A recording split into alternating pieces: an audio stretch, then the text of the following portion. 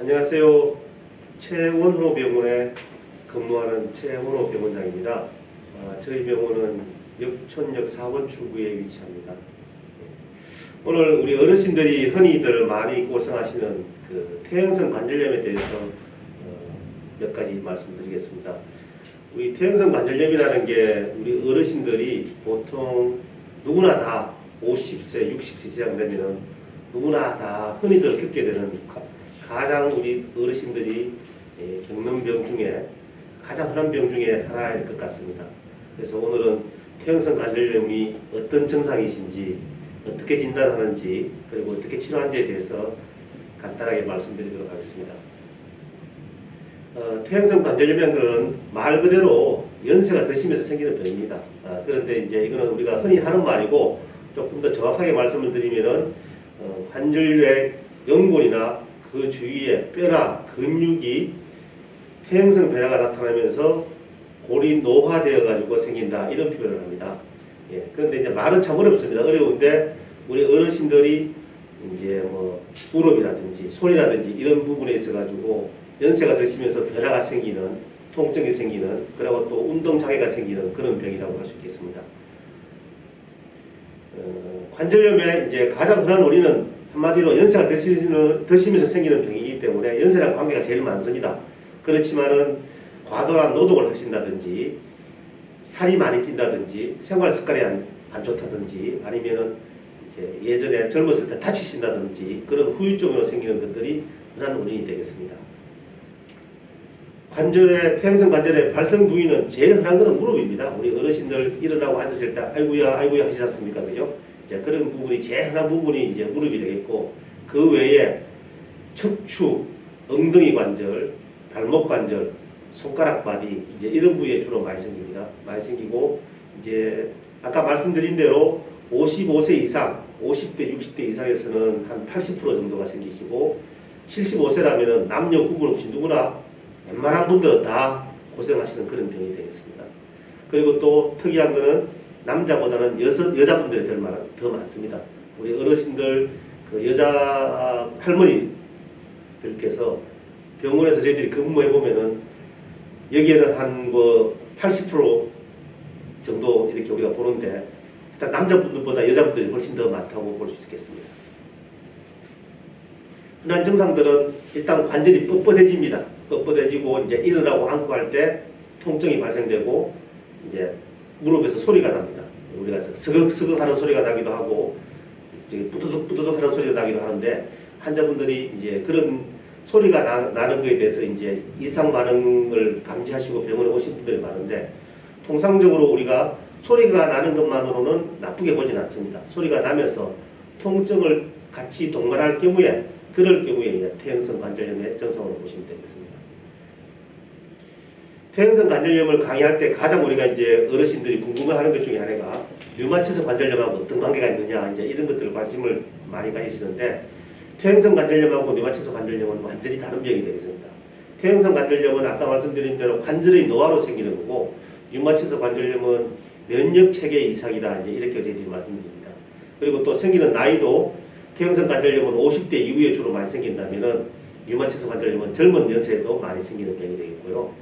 또 주로 많이 발생되는 부위가 퇴행성 관절염은 무릎, 발목, 허리, 엉덩이 관절 이런 데 많이 생긴다면 류마티스 관절염은 손가락, 손목 이런 작은 관절에 주로 먼저 발생되는 경향이 있습니다.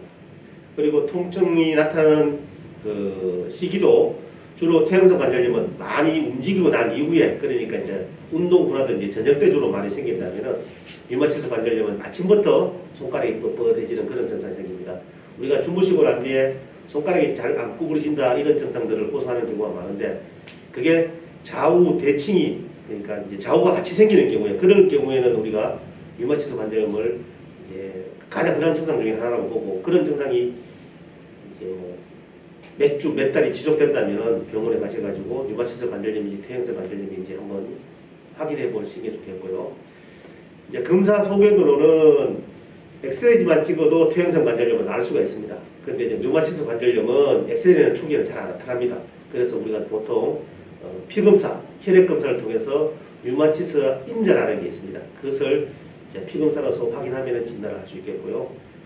퇴행성 관절염은 관절염 외에는 특별한 합병증이 없습니다. 그렇지만 이제 류마티스 관절염이 우리가 조금 심각하게 생각하는 이유는 류마티스 관절염은 관절도 망가뜨리지만은 이제 동맥경화질이라든지 골다공증을 생기게 한다든지 그 폐렴을 발생시킨다든지 이런 전신 반응을 일으킵니다. 그래서 류마티스 관절염에 대해서 좀 더 우리가 어르신들이 걱정을 많이 하는 경우가 있는데 이것도 초기에 잘 발견하면 잘 다스릴 수가 있기 때문에 조금이라도 의심되는 증상이 나타나신다면 병원 방문하셔가지고 검사를 해보시는 게 좋겠습니다. 그리고 퇴행성 관절염은 수년에 걸쳐서 나이가 드심에 따라서 서서히 발생된다면 류마티스 관절염은 보통은 류마티스 관절염도 일반적으로는 서서히 발생됩니다. 그렇지만 특이하게 갑작스럽게 악화되는 경우가 드러나 있기 때문에 그 통증의 정도가 아니면 통증의 빈도가 점점점 강해진다고 느끼신다면 류마티스 관절염은 빨리 검사를 해보시는 게 좋겠습니다. 관절염 이제 자기 진단법 이제 스스로 관절염을 진단하는 방법이 있는데 자가 진단법이라고 해서 특별한 진단법이 있는 건 아니고요. 우리가 이제 어르신들이 대부분 살아가시면서 어느 정도 여기저기 아파보는 경험들이 있으시기 때문에 관절 자체의 어떤 특별한 진단법이라고 생각하지 않고 쉽게 생각하시면 되는데요. 관절에서 이제 소리가 난다든지 물이 찬다든지 구부렸다 폈다 하실 때 많이 아프시다든지 계단 오르내리기가 힘들다든지 길 가다가 아프셔가지고 쩔뚝거린다든지 이제 이럴 경우에는 우리가 관절염을 의심하시면 되고요. 이런 것들이 조금 더 이제 오랫동안 지속되면은 이제 근육이 약해져가지고 다리가 가늘어질 수도 있고 뼈마디가 변할 수도 있고 이제 다리가 O자 다리로 무릎 같은 경우에는 O자 다리로 변한다든지 이런 변형도 생길 수 있습니다. 이러한 것들이 이제 발견된다면은 아 내가 관절염이구나 이렇게 생각하시면 됩니다. 그래서 쉽게 말씀드리면은 예를 들어서 무릎이 아프다. 그런데 물이 차면서 구부렸다 폈다 할 때 아파서 쪼그려 앉는다든지 계단 내려가기 힘들어진다. 이럴 경우에는 병원을 찾아오시는 게 좋겠습니다. 퇴행성 관절염하고 의심이 된다면은 병원에 오셔가지고 이제 검사를 해보시면은 이제 우리가 알 수 있는데 대부분의 이제 환자분들이 이런 통증이 있으시면은 다들 이제 뭐랄까 자기가 그런 병이 있다는 것을 인정하기 싫으시고 또 바쁘게 사시다 보시면은 좀 소홀히 하시게 되거든요. 그래서 보통의 우리 환자분들이 많이 악화돼서 오는 경우가 흔히들 많기 때문에 이러한 것들이 조금이라도 의심된다면은 조기에 치료를 하셔야 그 관절 망가지는 것을 방지할 수 있기 때문에 조금이라도 의심된다면은 병원을 빨리 방문하셔서 상담하시는 게 좋겠습니다. 이제 관절염이 노화되는 과정이 있는데요. 그 과정이 사실은 이거는 이제 우리가 본인 스스로 느낄 수 있는 부분은 아닙니다. 그렇지만은 이거를 이제 우리가 의학적으로 설명을 드리자면은 단계를 크게 4단계로 나눕니다. 1단계 때는 관절이 닳아서 조금씩 이제 관절이 닳는 과정인데 이럴 경우에는 환자분들이 아까 말씀드린 대로 붓는다든지 아픈 증상은 있지만은 엑스레이 검사상에서는 잘 나타나지 않습니다. 그래서 이제 이럴 경우에는 보통 환자분들이 잘 모르고 지내는 경우가 많고요. 이제 2단계로 넘어가가지고 관절이 닳고 관절 연골이 표면이 울퉁불퉁해지면은 좀 더 통증이 심해지면서 환자분들이 느끼는 불편감이 훨씬 커집니다. 그렇게 되면 보통 2단계 정도 되면 이제 병원에 오시는 경우가 많고 이럴 경우에는 엑스레이를 찍어보시면은 엑스레이상에서도 어느 정도 조금씩 보이기 시작합니다. 그 다음에 3단계에는 이제 골절이 연골이 많이 손상돼 가지고 이제 환자분들이 약간 뭐랄까 다리가 붓는다, 다리가 약간 휜다 이런 느낌이 나타나는데 4단계 되면은 이제 통증도 훨씬 심해지고 다리가 휘는 게 이제 확연하게 나타나게 되고 이제 통증이라든지 붓기가 심해져 가지고 일상생활에 많은 지장을 느낄 정도로 이제 변화가 되는데 이런 것들은 사실 말로 설명드리기는 조금 어렵고요. 이런 것들은 이제 엑스레이라든지 이제 정밀검사, MRI 같은 그런 검사를 해보면 좀 더 정확하게 알 수 있는데 말로 하자면은 이제 4단계가 있다. 내가 이제 몇 단계에 있냐? 이거는 이제 병원에서 의사 선생님하고 이제 상의를 하시면은 의사 선생님께서 말씀을 드릴 겁니다. 아까 말씀드린 대로 이제 엑스레이에서 보이는 4단계라고 아까 제가 말씀드렸는데 그거를 말로 요약을 하면은 이제 1단계 정상인 경우에는 관절 사이 뼈 간격이 일정한 경우를 1단계라 그러고 2단계는 뼈 돌기가 생기고 관절 간격이 좁아지기 시작하면 2단계라고 보고요. 3단계는 관절 사이 간격이 확실하게 좁아져 가지고 좀 더 엑스레이상에서 확연히 보이게 되는 게 3단계고, 4단계는 뼈와 뼈가 직접 부딪히는 모습을 보입니다. 그래서 어르신들이 이제 엑스레이 보여드리면 흔히 하는 말씀이 뼈가 붙었다 이런 표현을 쓰거든요. 그게 이제 4단계라고 보시면 되겠습니다. 그래서 그거를 이제 정상이다, 초기다, 중기다, 말기다 표현하는데, 이제 의학적으로는 4단계를 나누고 있다. 그거를 이해를 하시면 되겠습니다. 이제 관절염 치료에 대해서 일단 말씀드리면은, 기본적으로 우리 어르신들께서 이제 흔히들 본인 스스로 할 수 있는 기본 원칙이 있는데, 그게 이제 가장 기본적인 게 이제 지팡이를 사용하는 것입니다. 어르신들이 이제 지팡이 사용하는 게 조금 보기가 안 좋다 생각하셔가지고 지팡이 사용하는 것을 조금 싫어하시는 분들도 꽤 많은데, 관절 보호하는 측면에서는 지팡이 사용하는 게 굉장히 도움이 많이 됩니다. 그래서 조금 보기 싫더라도 관절이, 특히 무릎이 아픈 경우, 허리가 아픈 경우에는 지팡이를 사용하시면 도움이 많이 되겠습니다. 그 다음에 이제 할 수 있는 것은 오래 서 있거나 계단을 사용하는 것을 일단 피하는 게 좋겠습니다. 계단을 이용하는 게 아무래도 관절에 하중을 많이 주게 되고 압력이 증가하기 때문에 계단은 가능하면 피하는 게 좋으시겠고, 이제 무릎이 아프시다면은 기본적으로 우리가 운동을 하고 난 뒤에 무릎이 아프다, 일을 많이 하고 나신 뒤에 이제 무릎이 아프다 이럴 경우에는 얼음찜질 하시는 게 좋고요. 이제 아무 이유 없이 자고 난 뒤에 갑자기 무릎이 부어서 아프다 이럴 경우에는 뜨거운 찜질을 하시는 게 좋은데, 보통 한 15분에서 한 20분 정도를 하루에 두세 번 정도 하시면 도움이 많이 되겠습니다. 그 다음에 이제 무릎이 많이 부어가지고 통증을 유발하는 경우에는 우리가 압박붕대, 이제 집에서 뭐 수건으로 감으셔도 되고요. 그런 압박붕대를 사용해가지고 조금 압박을 해주는 것도 좋으시고, 다리 붓는 게 좀 심할 경우에는 주무실 때 다리를 이제 베개나 이불 같은 거를 조금 높이 해가지고 다리를 들고 계시면은 다리 붓기를 감소시키는 데도 도움이 많이 될 것 같습니다. 기본적으로 이제 집에서 할 수 있는 거는 그러한 정도이시고, 이제 그러한 치료를 스스로 해보셨는데도 효과가 잘 없다 이러면은 이제 병원에 오셔가지고 이제 검사를 하고 치료를 하게 됩니다. 하게 되는데, 이제 아까 말씀드린 대로 초기일 경우에는 우리가 주로 하는 방법은 약을 쓴다든지 팥을 붙인다든지 물리치료를 하신다든지 이런 치료를 주로 많이 합니다. 주로 많이 하고, 초기일 경우에는 이제 이 퇴행성 관절염이 진행된 것을 막는 게 중요하기 때문에 우리가 어르신들한테 주로 이런 치료를 하는 것도 중요하지만은, 그것보다 더 중요하게 말씀을 많이 드리는 부분들이 이제 운동하는 것입니다. 이제 운동하는 건 무슨 운동이든지 나쁜 운동이라는 것은 사실은 없습니다. 얼만큼 열심히 오랫동안 꾸준히 하느냐가 굉장히 중요하기 때문에 나쁜 운동이라는 건 없습니다. 그렇지만은 우리가 그래도 어르신들이 이제 체력이라든지 이제 자세라든지 또 할 수 있고 없는 부분들의 그런 운동들이 있기 때문에, 그래도 좋은 운동, 나쁜 운동을 구분한다면은 관절에 좋은 운동은 수영, 자전거 타는 거, 그 다음에 집에서 혼자서 할 수 있는 스트레칭 이런 것들은 좋은 운동에 속하고, 달리기라든지 줄넘기라든지, 우리 어르신들 요즘 뭐 이제 동호 이런 거 이래가지고 탁구, 배드민턴 이런 거 많이 하시는데요. 무릎 관절이라든지 관절 통증이 있는 퇴행성 관절염에는 사실은 탁구, 배드민턴 추천하는 운동은 아닙니다. 그래서 이제 주로 동적인 자세로서 할 수 있는 운동, 같은 자세로서 반복할 수 있는 운동, 그런 운동이 좋거든요. 그래서 그러한 운동이 수영, 자전거 타기, 이제 이게 주로 좋은 운동에 해당하겠습니다. 이제 아까 말씀드린 대로 물리치료라든지 약이라든지 이런 걸 써서도 통증 조절이 잘 안 되면은, 그 다음에 이제 우리가 권하는 방법이, 이제 주로 많이 하는 방법이 이제 주사입니다.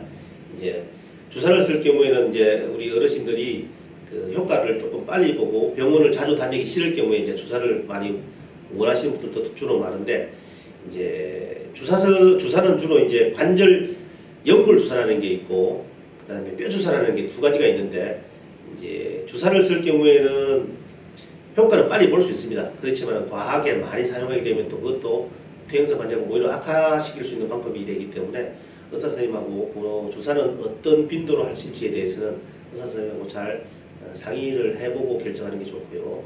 주사를 사용해서도 만약에 조절이 잘 안 된다, 그러면 그 다음에 이제 치료하는 게 수술로 넘어가게 되겠습니다. 이제 수술은 가능하면 이제 우리 어르신들 싫어하시고 피하시고 싶겠지만은, 이제 관절이 중기 이상 된다면은, 그리고 또 보존적 치료, 아까 말씀드린 이제 약이라든지 물리치료라든지 주사가 잘 안 될 경우에는 그럴 경우에는 이제 수술도 고려해야 되는데 가장 이제 기본적으로 하는 수술은 관절경 수술이 있습니다.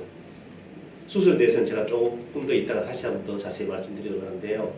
중기를 넘어가게 되면은 제가 치료가 조금 더 우리 어르신들이 바라지 않는 방향으로 가는 경우가 많이 있습니다.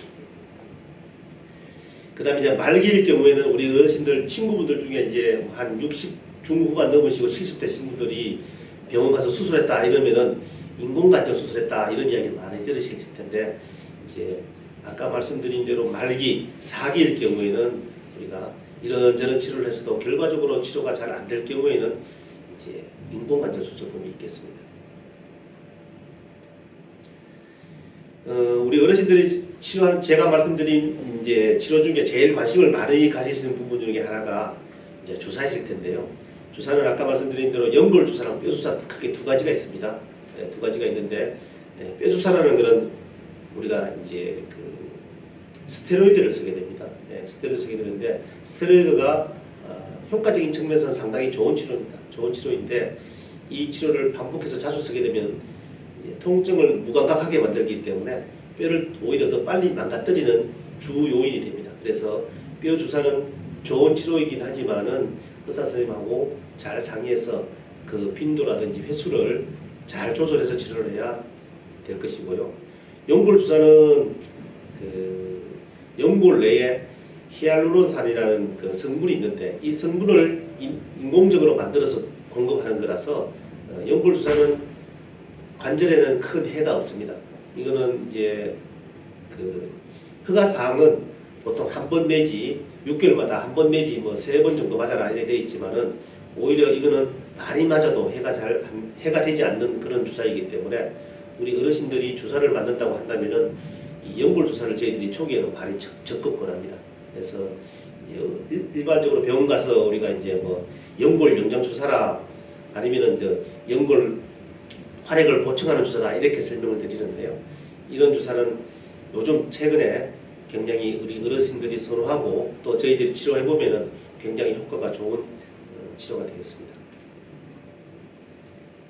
연골 주사에 대해서 조금 더 이제 뼈 주사와 비교해서 말씀을 드리자면은 연골 주사와 뼈 주사는 아까 말씀드린 대로 완전히 다른 치료이고 연골 주사는 효과가 장기적으로 지속되기 때문에 스테로이드 주사, 뼈 주사보다는 훨씬 더 효과가 좋다 이렇게 볼 수 있겠고 6개월 이상 장기적으로 효과를 보게 됩니다. 그래서 1년에 심하지 않으신 분들은 한 번 정도로 할 수도 있고 이제 우리 어르신들이 이렇게 정기적으로 받겠다 이럴 경우에는 6개월마다 저희들이 추천드립니다. 그리고 또 연골 주사는 전신 부작용이 없습니다. 예. 뭐 우리가 어르신들이 가끔 이 주사가 다른 문제 일으키지 않느냐 이런 걱정들 하시는데 뼈 주사는 그런 전신 부작용을 일으킬 수 있습니다. 스테로이드이기 때문에. 그렇지만 연골 주사는 우리 몸에 전신 부작용이 없는 안전한 주사다 이렇게 말씀드릴 수가 있겠습니다. 연골 주사에 대해서 이제 조금 더 방법을 주사에 대해서 좀 말씀을 드리자면은 관절에 윤활 역할을 하는 성분을 직접 무릎에 주사를 놔주는 주사 치료제다 이렇게 생각하시면 되고 이제 예전에는 5번 맞았습니다. 예, 일주일에 한 번씩 5번 맞았는데 이게 좀 개선이 돼가지고 최근에는 일주일에 한 번씩 3번 맞는 주사로 개선이 되었고 또 최근에는 조금 더 기술이 많이 발달돼가지고 이제 한 번으로 끝나는 6개월에 한 번만 맞는 그런 주사가 개발이 되었습니다. 그래서 이제 어르신들이 병원에 이제 물리치료도 받고 다른 치료를 같이 하면서 이제 꾸준히 관리를 원하시는 분들은 저희들이 이제 3번 맞는 것을 권하시고요. 이제 바쁘시다든지 병원에 자주 오시기를 싫어하신다 이런 분들은 이제 6개월에 한 번 맞는 주사를 권해 드립니다. 한 번 맞는 주사랑 3번 맞는 주사랑 무슨 차이가 있느냐? 저희들이 이렇게 환자분들 치료를 해보면은요 큰 차이는 없는 것 같습니다. 뭐 그거는 환자분의 상황에 맞게끔 하면 되는 거지 어느 게 좋다 이렇게 따질 필요는 없을 것 같습니다. 연골주사 효과는 일단은 통증을 완화시킵니다. 맞고 나면은 일단 환자분들이 많이 부드러워졌다 이런 표현을 하시고요.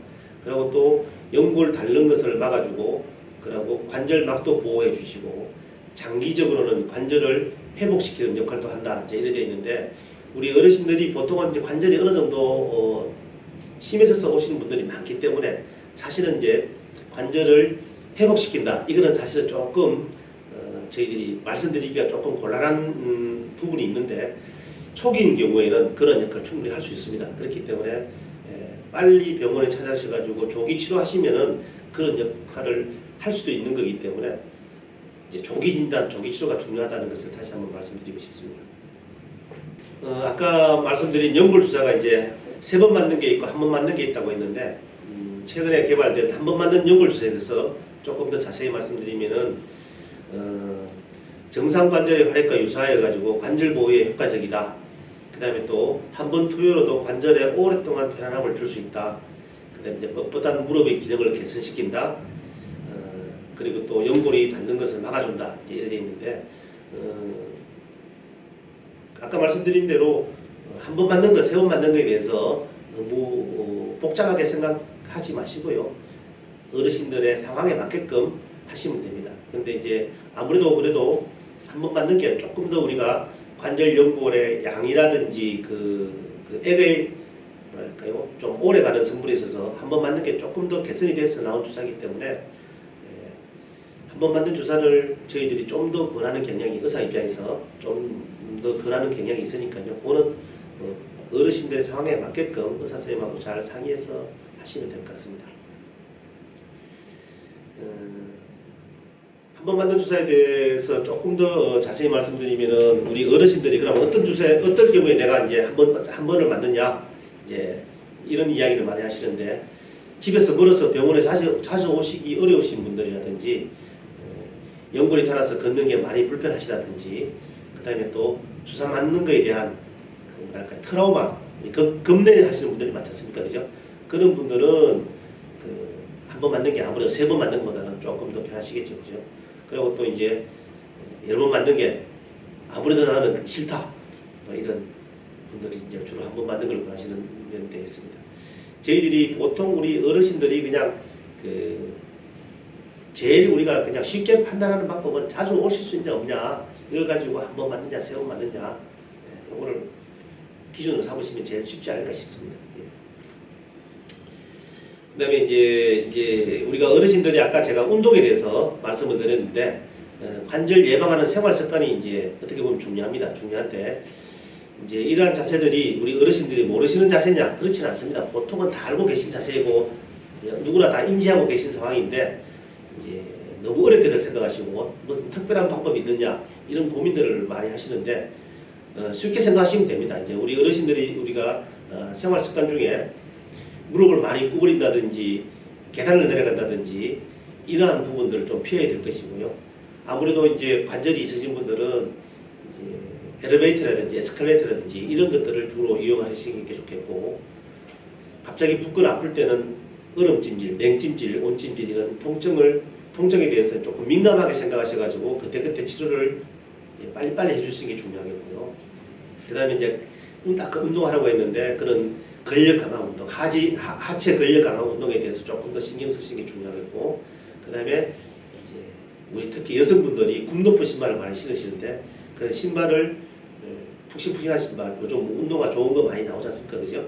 그 운동화를 신는 게 좋으시겠고 제일 어떻게 보면 또 흔히들 아시면서도 못하는 게 체중을 줄여서 관절에 부담을 그 말씀드린 생활 습관을 여러 가지 제가 말씀드렸는데 그 중에서 이제 좀 강조해서 3가지만 말씀드린다면은 줄이고 움직이고 키우고 이제 이렇게 제가 말씀드릴 수 있는데요. 줄이는 거는 일단 체중을 줄이라 이 말씀이고요. 움직인다 이 말은 규칙적인 운동을 하자 이렇게 되겠고 키우는 것은 근력을 키워라 이렇게 되겠습니다. 우리 어르신들이 이제 근력 키우는 게 사실은 굉장히 어떻게 보면은 젊었을 때는 운동하시면은 근력 키우는 게 우리가 이제 알통을 만든다 뭐 이런 생각들을 하시고 운동을 하시면은 젊었을 때는 그게 바로바로 잘 되는데 연세가 되실 경우에는 근력 키우는 게 상당히 사실 쉽지 않습니다. 그렇지만은 근력을 젊은이처럼 뭐 이렇게 아주 왕성하게 키우라 이런 뜻은 아니고요. 하체에 힘이 받는다는 느낌 그런 느낌을 받는 정도까지만 하더라도 관절염 예방하는 데 상당히 중요합니다. 그래서 지금 상황에서 체중 줄인다 이런 것들은 사실은 쉽지 않습니다. 그렇지만 운동하는 것은 어느 정도 마음을 먹으시면 할 수 있기 때문에 이제 운동을 열심히 해야 됩니다. 운동에 대해서 이제 조금 이따가 제가 다시 말씀드리겠지만은 운동에 대해서 꼭 인지를 하셔가지고 단순하게 이제 쉽게 생각하시고 걷기부터 시작해본다는 마음으로 운동을 하시는 게 중요하겠습니다. 퇴행성 관절염에 대해서 이제 요약을 몇 가지 하자면은 일단 무릎에 통증이 관절에 통증이 오면은 일단은 참지 마시고 병원을 방문하셔야 된다. 병원을 방문하셔가지고 의사 선생님하고 상의하셔가지고 그 관절염의 정도에 따라서 기본적인 치료를 시작해야 될 것이고 이제 어르신들이 바쁘다든지 이럴 경우에는 집에서 가장 간단하게 할 수 있는 것은 온찜질이나 온욕을 생활에 하시는 거고 병원에 오셔가지고 연골 주사라든지 물리치료라든지 그런 거에 대한 안내를 잘 받는 게 중요한 것이고요. 말씀드린 대로 수영, 자전거, 다리 들기 등의 운동을 열심히 해야 된다. 이 부분을 꼭 명심해 주시길 부탁드리겠습니다. 운동에 대해서 제가 다시 한번 강조를 하자면은 가장 간단하면서도 쉽게 할 수 있는 게 제자리에 앉으셔가지고 다리 들기 운동입니다. 이제 우리가 TV를 본다든지 누구랑 이제 이야기할 때 가장 쉽게 할 수 있는 게 다리 들기 운동입니다. 이제 의자에 앉으셔가지고 다리를 쭉 뻗으셔가지고 10초 정도 들고 계시면은 보통 다리가 우리 어르신들이 한 5초, 10초 넘어가면 다리가 뭐랄까 뻐근해지고 다리가 덜덜덜 떨리는 느낌이 드십니다. 그때까지 버티셨다가 그 다음에는 이제 반대편 다리를 들고 또 똑같은 자세로 반복하는 겁니다. 그거를 이제 한 10번, 10회 정도를 한 세트로 생각하셔가지고 한 3회, 3세트 정도 반복하시면은 다리 허벅지 앞이 좀 뻐근해지는 느낌이 듭니다. 그러면 그게 이제 그 운동의 효과가 나타나는 거거든요. 그러한 것들을 하루에 한 아침, 점심, 저녁 뭐 하실 수 있다면 많이 할수록 좋습니다. 그러한 것들을 반복적으로 계속 하시면은 다리 근력 생기는데 상당한 효과를 보십니다.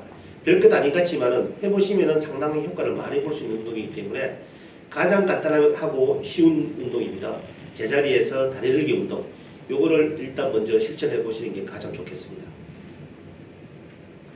그 다음에 이제 우리가 할 수 있는 게 이제 누우셔가지고 스트레칭 하는 것인데, 누우셔가지고 아까 말씀드린 대로 다리 드는 운동을 같이 병행하신다든지, 이제 앞으로 굽히기를 하셔가지고 양발을 앞으로 쭉 뻗고 몸을 앞으로 숙여서 그 허리, 다리 근육이 스트레칭 적용을 하신다든지, 아니면은 다리를 들고 한쪽 다리를 들고 서 있는 동작. 그 아까 다리 들기 운동이랑 어떻게 보면 비슷한 운동이신데, 우리 어르신들이 요즘 그 지하철 같은 거 많이 이용하시는데, 지하철 타고 가실 때 이제 한 손으로는 넘어지지 않으시게 잡으시고 한쪽 다리를 들고 서 있는 겁니다. 예.